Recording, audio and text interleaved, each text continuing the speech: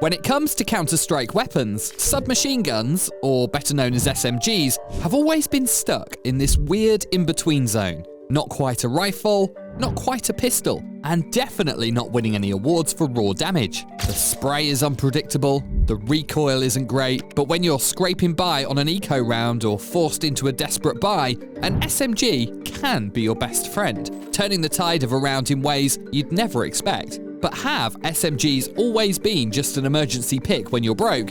Or did they actually have moments of true dominance? Let's look into the entire history of Counter-Strike's SMGs to find out.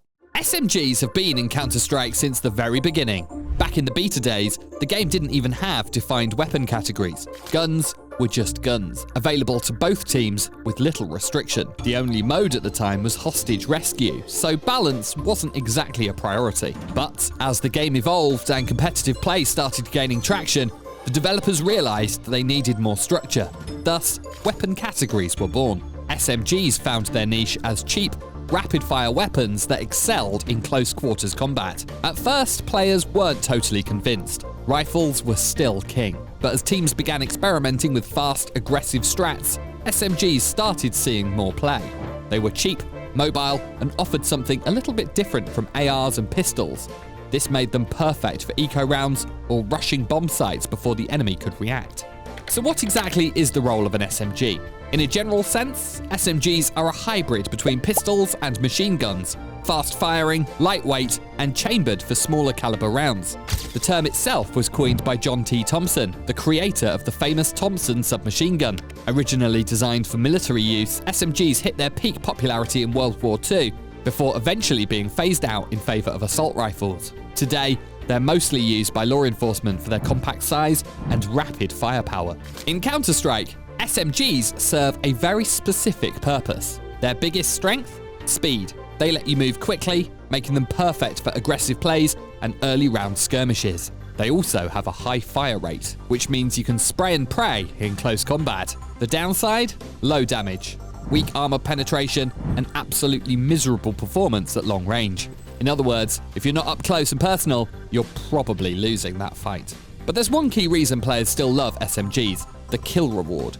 Unlike rifles, which net you $300 per kill, SMGs typically give you $600 per kill, and sometimes even more in certain formats. This makes them an incredible money farming tool in early rounds, allowing teams to build up an economy before upgrading to rifles. But not all SMGs are created equal. Some are absolute must-buys in certain situations, while others feel like a waste of cash. In Counter-Strike 1.6, SMGs were the awkward middle ground, cheaper than rifles, but not nearly as effective or effective at all. The MP5 was the go-to SMG in 1.6. It had decent accuracy, manageable recoil, and respectable damage. It was basically a rifle light, letting you actually hit people past 2 feet away, something most SMGs in 1.6 struggled with. If you liked holding down left click and hoping for the best, the P90 and PP Bison had you covered. High ammo counts, fast fire rates, and terrible recoil made them suppressive fire machines. Precision? Forget about it. We can say that they were useful in 1.6, but never your first choice. Fast forward to Source, and SMGs weren't much different from 1.6, and honestly, you could argue they were even worse. The only bright spot was the P90 for close range fights, but at long range, it felt like the bullets didn't even reach. The UMP was definitely the worst of the bunch. Some might say the P90 is harder to use than the UMP, but if you're thinking that, you're probably not using the P90 right. Sure, the P90 isn't great for long range, but that's not what SMGs are meant for. And you could make it work somehow in mid-range with its spray and high rate of fire, even take down rifle users, unless they land a headshot. But if you're giving rifle players a clean shot to your head, well, nothing's gonna save you. On the other hand, the UMP has a super slow rate of fire. Seriously, it felt like even the pistols could shoot faster, and it doesn't do any more damage than the others. People talk about its accuracy, but the only ones who made that work were a tiny group of pros, and those pros were just confusing their own skill with the gun's accuracy. And given how hit detection worked in Source, its fire rate mattered more than accuracy. After Source came Global Offensive, and later Counter-Strike 2, with only a few differences between the two games. SMGs started becoming popular in Force to buy rounds to help boost the economy of the teams. Let's start with MP9. This thing is fast. We're talking lightning quick movement speed, an insane rate of fire, and a reload time that barely gives your enemies a chance to react. The MP9 is all about mobility, making it perfect for holding tight angles, rushing enemies, and generally being a nightmare to deal with. Fun fact, the MP9 is based on a real Swiss firearm of the same name, originally designed for private security forces. In-game, it fires at 857 rounds per minute, has a 30-round magazine with 120 reserve rounds, and is one of the most accurate SMGs available. But it's not without its flaws. High recoil and poor penetration mean you're going to struggle against armored opponents. Plus, it deals the least damage of any SMG in the game. But for just $1,250, it's an absolute steal for eco rounds and aggressive plays. On the terrorist side, the MAC-10 is the king of run-and-gun gameplay. If you enjoy sprinting full speed at your enemies while holding down the trigger, this is your weapon. It has the highest fire rate of any SMG and costs next to nothing, making it a go-to option for force buys and eco rounds. The MAC-10 is based on a real-world American SMG designed in the 1970s, famously used during the Vietnam War. In Counter-Strike, it shreds through unarmored opponents, making it an excellent pick for early rounds. Its drawbacks? Wild recoil, low accuracy, and absolutely no effectiveness at range. But if you're up close, this thing melts enemies before they even know what hit them.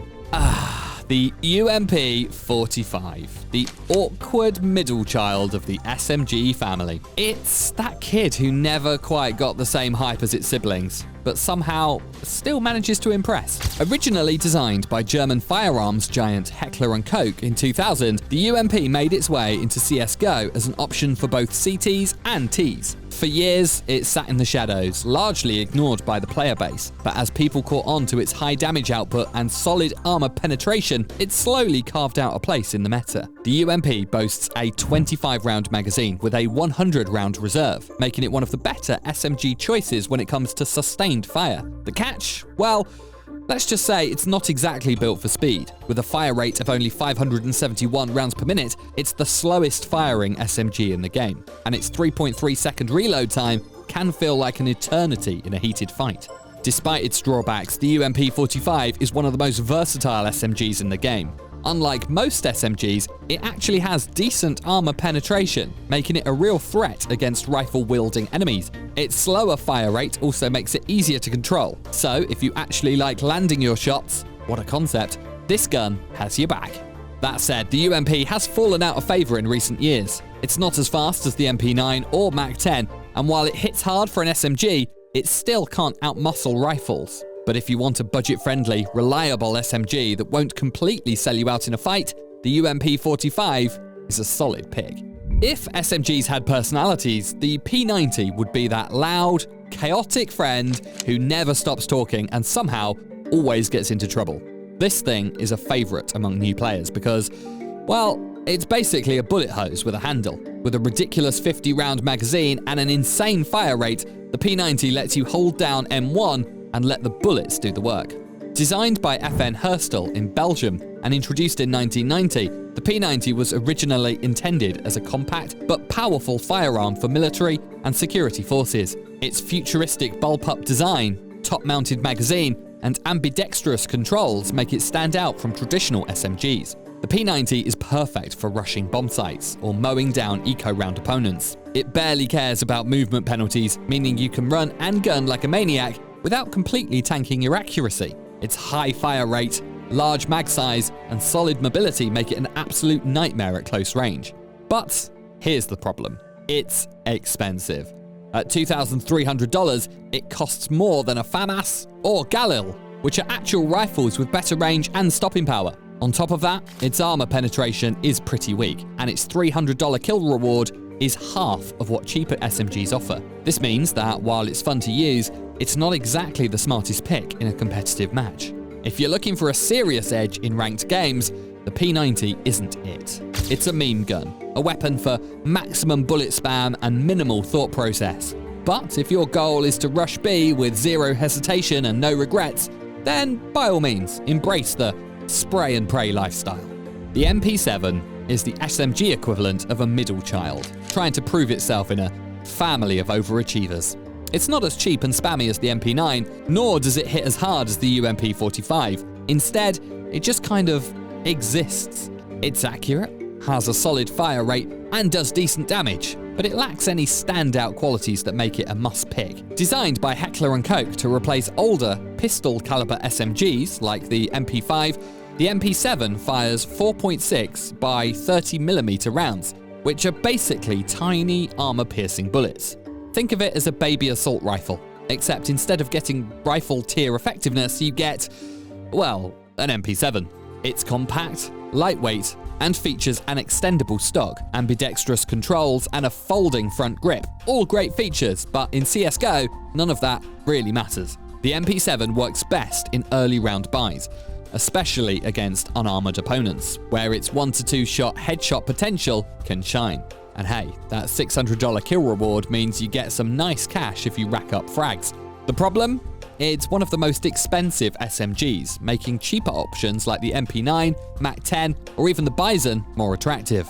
At the end of the day, the MP7 is a decent gun that's just too pricey for what it offers. If you like it, go for it. But if you're looking for efficiency, there are better, cheaper choices. If the PP Bison were a person, it would be that guy who insists on bringing a water gun to a paintball match. Sure, it's got ammo for days, but good luck actually doing any damage. Designed in the 1990s by Viktor Kalashnikov and Alexei Dragunov, yep, sons of the dudes who made the AK-47 and SVD sniper rifle, the Bison was meant for law enforcement and counter-terrorism. It was built to dump a ridiculous number of rounds without needing frequent reloads. The result? A 64-round magazine that sounds great on paper, but fires 9mm rounds with the stopping power of a Nerf dart. The Bison's only real use case is anti-eco rounds, where enemies lack armor and you can actually take them down without needing a full mag. It's cheap, $1,400, gives a $600 kill reward, and lets you wallbang eco-round players into oblivion. But the second armored opponents enter the picture, the Bison turns into a glorified tickle gun. If you see someone using the Bison in a competitive match, there are only two possibilities. They misclicked, they're trolling. Either way, expect disappointment.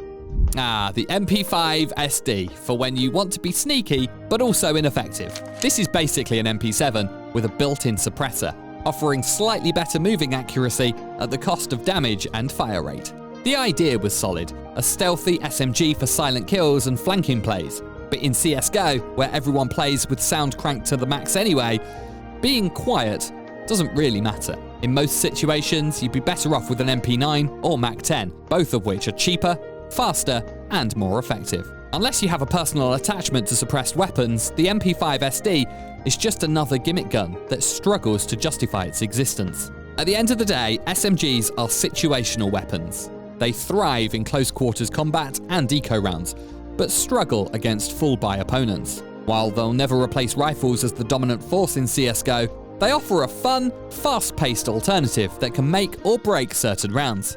No matter which one you choose, just remember, spray control is everything.